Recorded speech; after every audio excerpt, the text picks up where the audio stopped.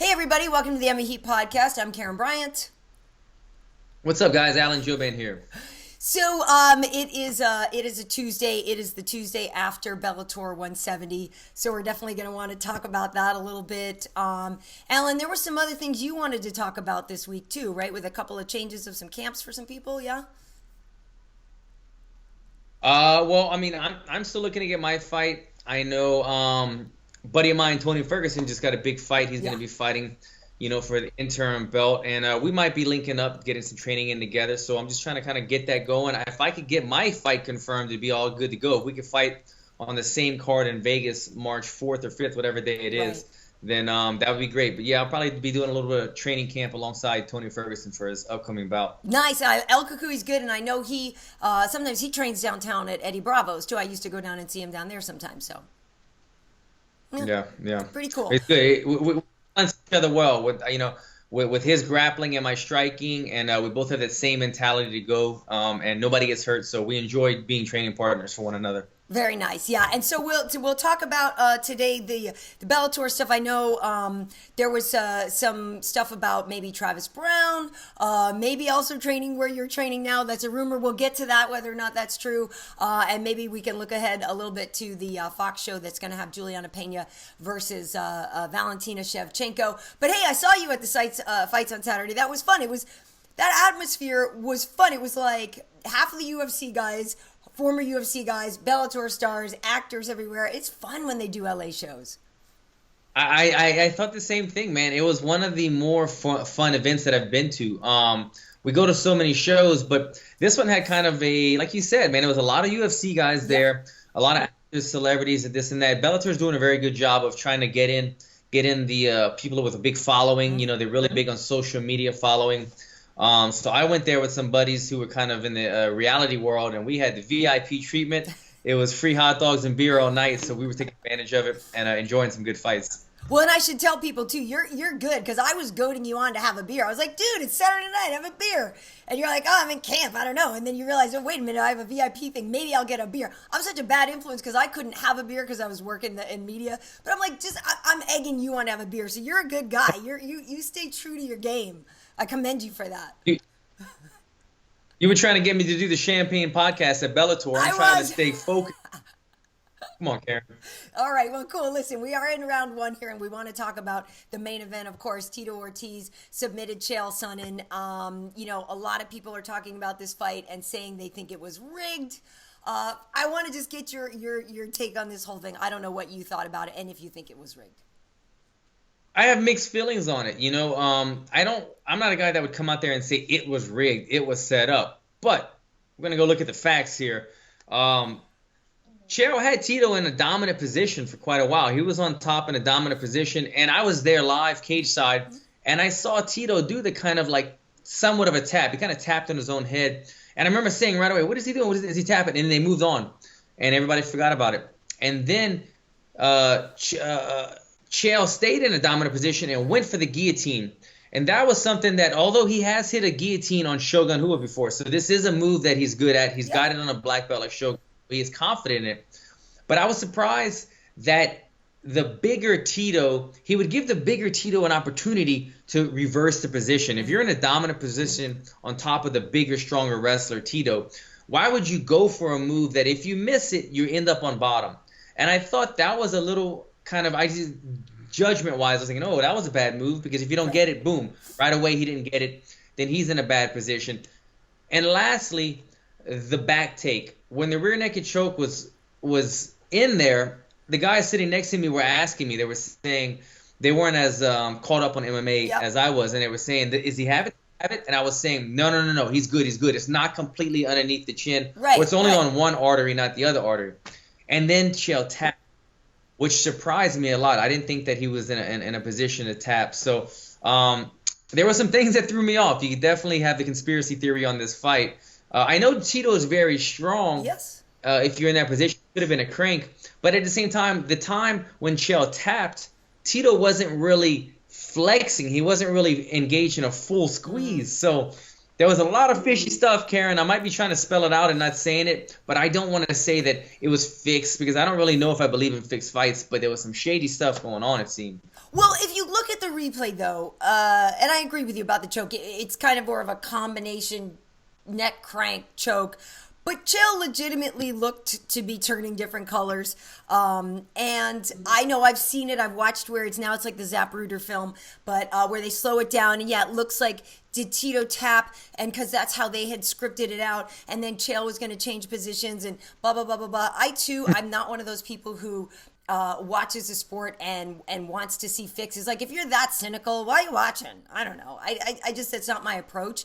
I did talk to Tito afterwards, got a one-on-one with him, got a one-on-one with Chael as well, which you can see on our Facebook page or on my YouTube channel. But Chael said that it was ring rust, basically, is what he was saying. And I said the same thing to him about what you just said there about Shogun.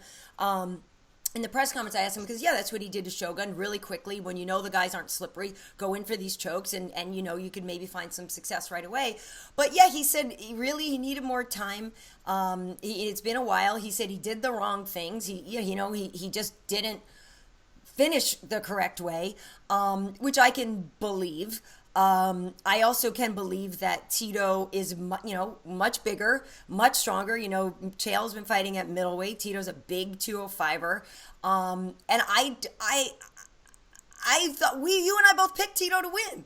So now why are you saying it was rigged? You and I both on this show said Tito was going to win. We were right. We're supposed to be high-fiving at this point. That's it. I'm going to give you a high five anyway for the outstanding pick. Very good job. We are good at what we do. But yeah, like as I said, we both aren't really conspiracy theory type people. I don't like to see that side of the sport anyway. I don't think of that. I think about it just as a fan perspective, or I'm studying footage. But people kept asking me my opinion, and I kept telling them, I don't know if I believe that there was something involvement like that, but I do remember these certain events during the fight take place. And I remember specifically seeing that and making a note of it in my mind, thinking, oh, he's fine. Oh, wait, he choked out. Or why did he kind of make a tapping gesture? Or why did he shoot? Why did he shoot for that guillotine when he had a dominant top position? So certain things were questionable. With that said, it was still super entertaining. Chael has a way that even if he's on a 4-fight losing streak, he sells people. He has a way of talking to people, justifying anything that he does, and selling tickets. He had that super low blow to Tito during the press conference where he brought up Tito's ex-girlfriend or ex-wife. Tito has a way of just spitting fire, and it makes people come and they want to see it, man. And I was there. I was so pumped up for that fight, watching his hate side. Yeah, I mean, do you need a sip? We're between rounds. I don't know if you need a sip. I needed a sip of water. You're good? Okay. Hydrate.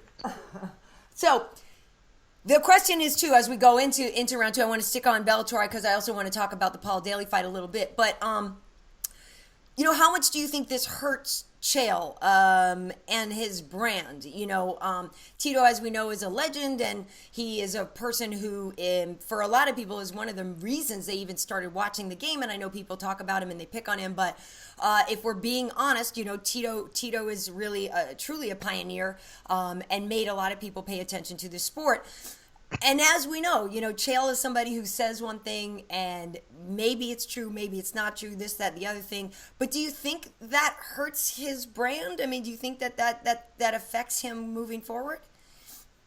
I don't think so. I don't think so at all. Chael Sonnen has made a living. He's made a very good living, might I add, at being the heel and being a guy that loses consistently. I mean, look how many fights that he lost in the UFC. Consistently back to back, but he was still fighting Anderson Silva. He was still fighting John Jones, Rashad Evans. He was still getting these main event type draws because people love to see a guy who they believe in. That he always makes it seem like he's gonna go in there to win the fight, no matter if he's coming off of 2 losses. So I don't think it really affects Chael Sonnen. Yeah, if he would have got a victory, it would have been a better first fight in Bellator. Yeah. But Chael is Chael, man. He's kind of like a guy that just floats around, talks trash to anybody. He plays the bad guy, and he does it really well. Not to talk too much about the whole conspiracy theory if the fight was fixed, but that's another thing that kind of swayed me away from thinking that it wasn't fixed. Because if supposedly it was fixed, why did Tito then win? Was it to give him his retirement sunset ride? But Right, but if Chael's going to be the one representing Bellator from here on, wouldn't you think that they would fix it in the other way so that Chael would win carrying the momentum. But either way, I don't think it affects Chael's stock too much because he's a guy that loses all the time, but he talks a lot of trash and he'll always sell fights and convince people that he's the next #1 contender. Right. Yeah, he did say, he told me, he said, listen, I'm too competitive to give a fight away. He said he just doesn't have that in him. And yeah, I think it was the perfect ending for Tito. I'm happy for the guy. And I kind of don't like how it's got this stink on it. Like, just let the guy have the win and let him ride off. And you know what I mean? Let him have the ride off into the sunset. One of the fights, though, that was clearly very much more decisive was Paul Daley. Holy crap. And Brennan Ward, who I would say, how long would you say he was down on the canvas? So like a good 5 minutes or so before they brought the stretcher in, yeah? Like you said, down on the canvas, like he wasn't getting up for quite a while, and it began to set in that, this guy might be really injured. Yeah. That was kind of scary. But for Paul Daley, he's a guy who I've always really liked to watch fight. I remember him back in Strikeforce, and I was at that fight with Nick. And actually, Tyron, I just shared the interview the other day because Coker and I were joking about it when Paul Daley was going to be fighting Nick. And Tyron was like, I got next. He had a shirt on. I got next. He won the title fight and everything. It was fun. Like the Strikeforce days, by the way, were really freaking fun. But I digress. But anyway, Paul Daley, really fun to watch. At first, though, it didn't look like great that it was going his way. But then he kind of came with that spinning elbow and landed that knee. That knee was sick. And then you shared that picture of Brennan with that cut. Yeah, that cut, man. You said it. It kind of looked like Paul Daley was losing that end of the striking. Yeah. The striking in the beginning.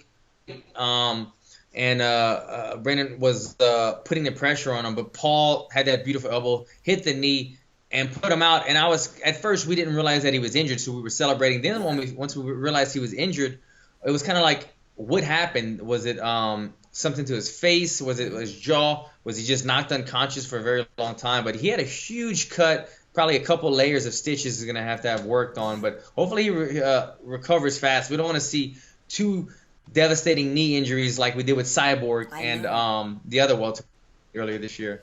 Yeah, that was kind of brutal. Do you think they would ever have Paul Daley come back to the UFC? I don't know. It's interesting. His stock, he's been doing well outside of the UFC. And he has a fan base. People love him. I would like to see him, just as a fan, get the best amount of money and fight wherever he'd like to be. So I would hope the opportunity would be there for him. He just has to play by the rules. He's not known for playing by the rules.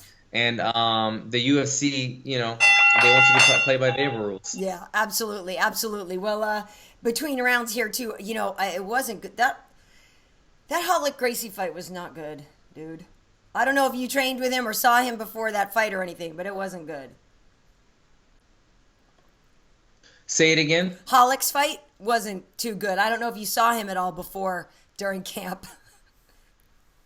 Oh, man, that fight was interesting.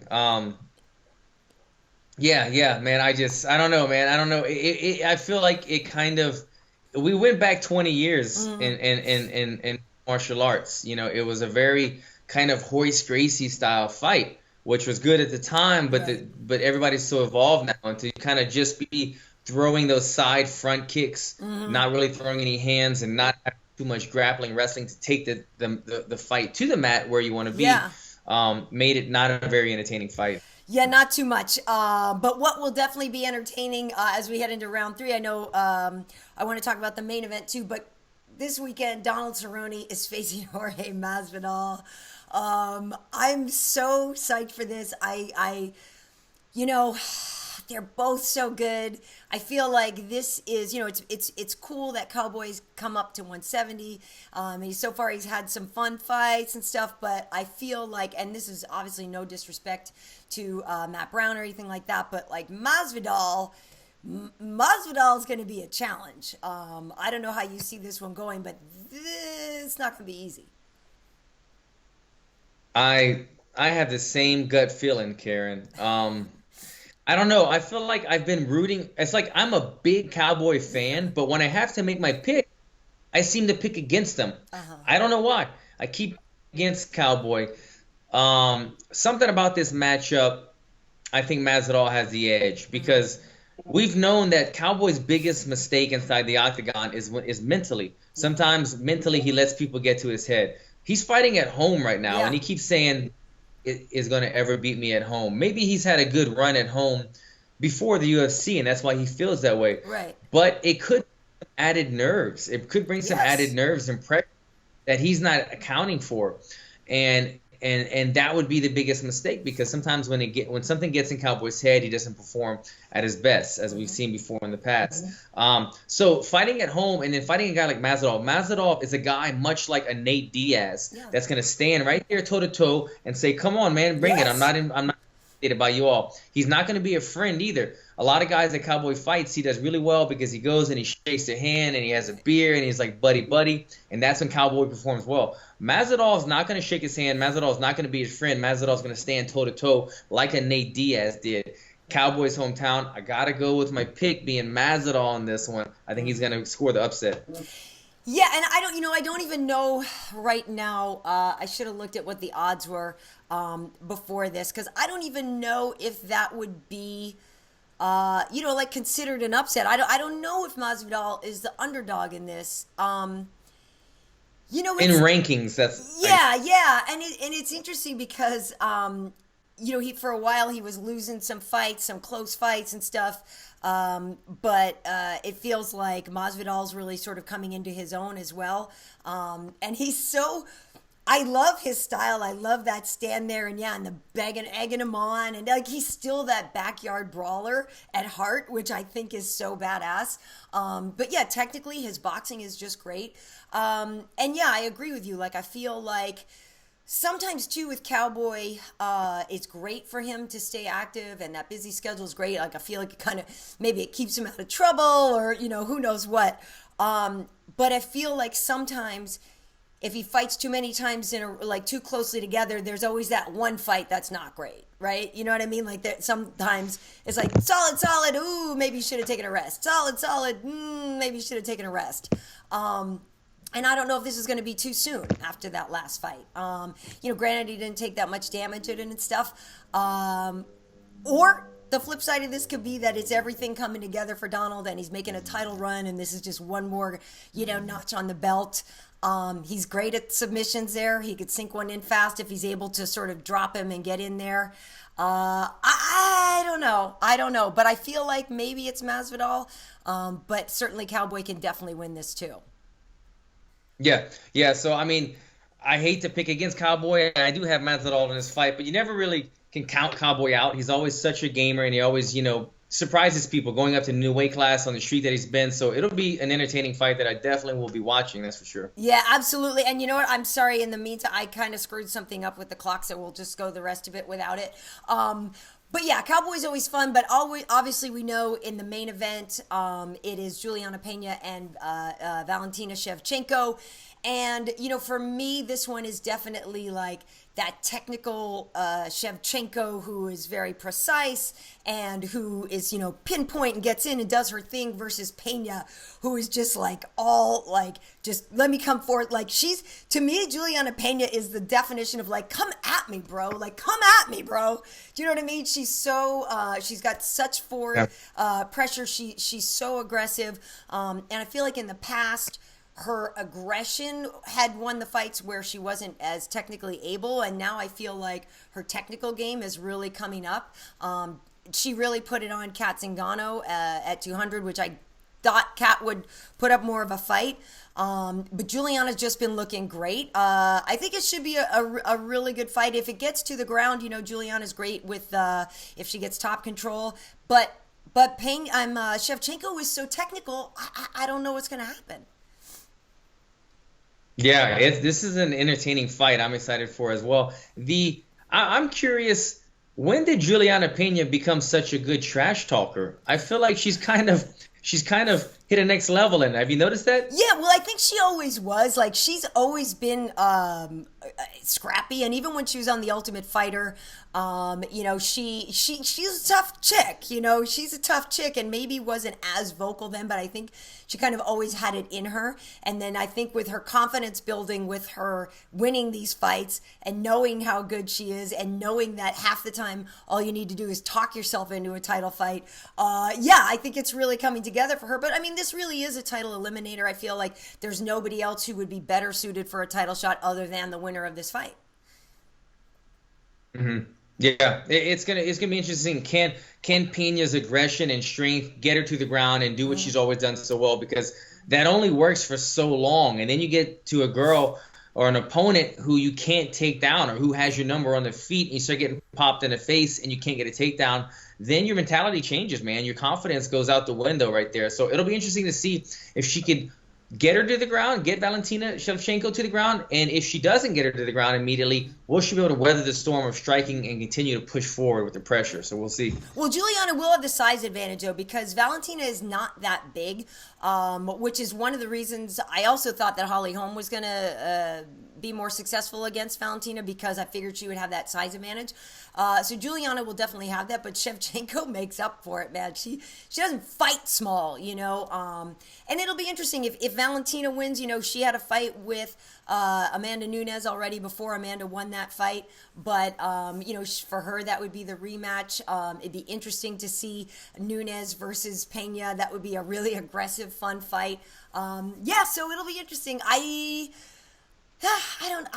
don't know who I'm taking in that one. I don't know. Because I picked against Valentina against Holm, and I was wrong. You know what I mean? It's like, I don't know.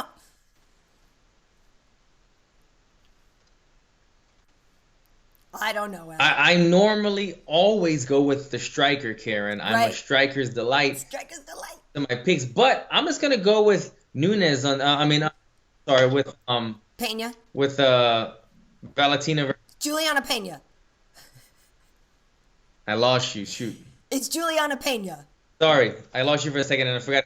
Julianna Pena. I'm gonna go with against my heart, which is the striker, and go with Pena just because I think it's kind of a more intriguing matchup if she gets through her and fights for the belt against Nunes, because I'd like to kind of see those two tough girls battle it out. Obviously, yeah, no, it's. I love that you put Valentina Pena and Julianna Shevchenko. I know those are tough names, Alan, but you are a striker snob. But you know, I wanted to ask you about something here as we get close to wrapping this up. Now, the rumors were that Travis Browne has been training at Black House, and I know that you oftentimes put work in at Black House. Have you seen the big man there, and do you know if that's going to be something he's going to be doing moving forward? Because he's got the fight coming up with Derek Lewis now. They're the main event for Halifax.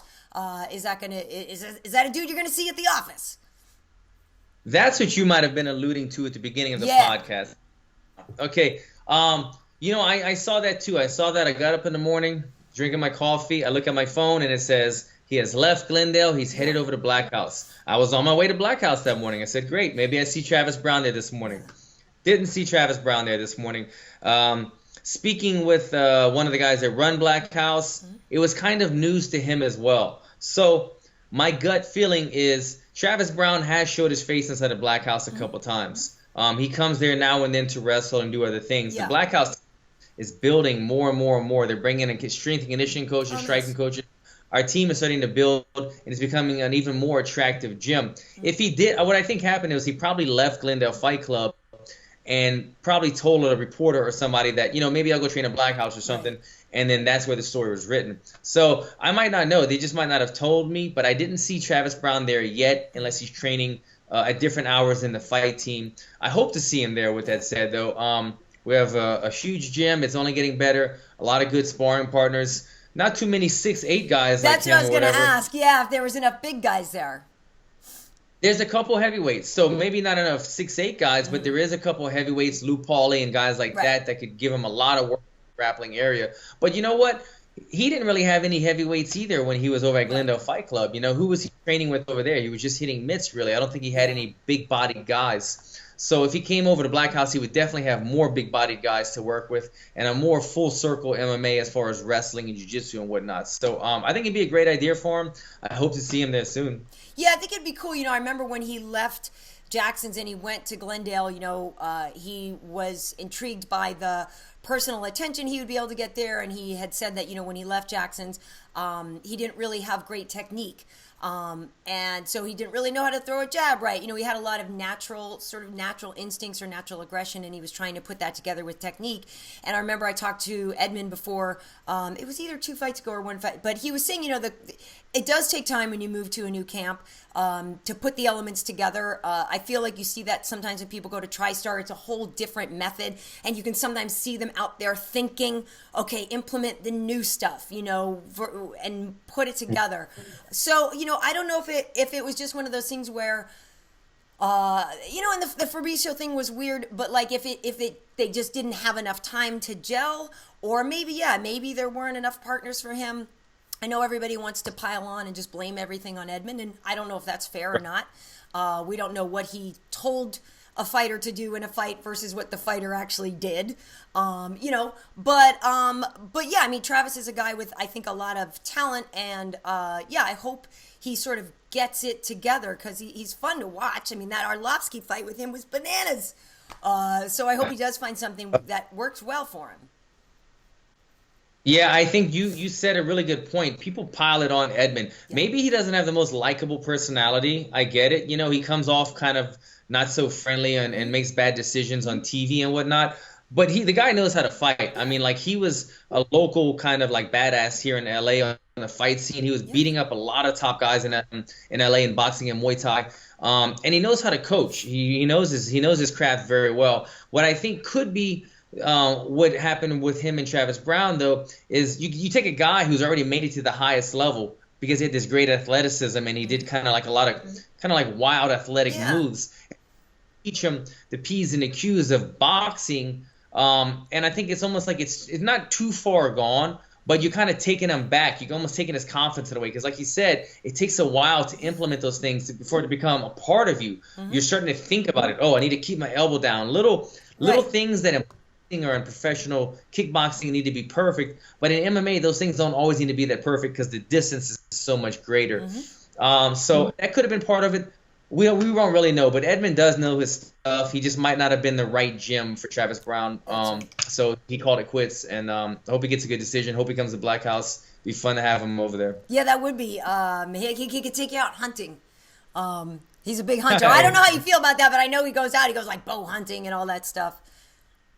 Yeah, I grew up hunting. I don't really hunt anymore. I know he gets a lot of crap, though. I used to see him on Instagram. Every time he posted a picture, he would get 100 people just writing him off. They would get pissed off. So yeah, if you're gonna go hunting, don't post too many pictures unless you're ready to get people up in arms about it. Absolutely. I can't say I'm going hunting anytime soon, but I feel like for people who do it and use all the animal, I suppose. But yeah.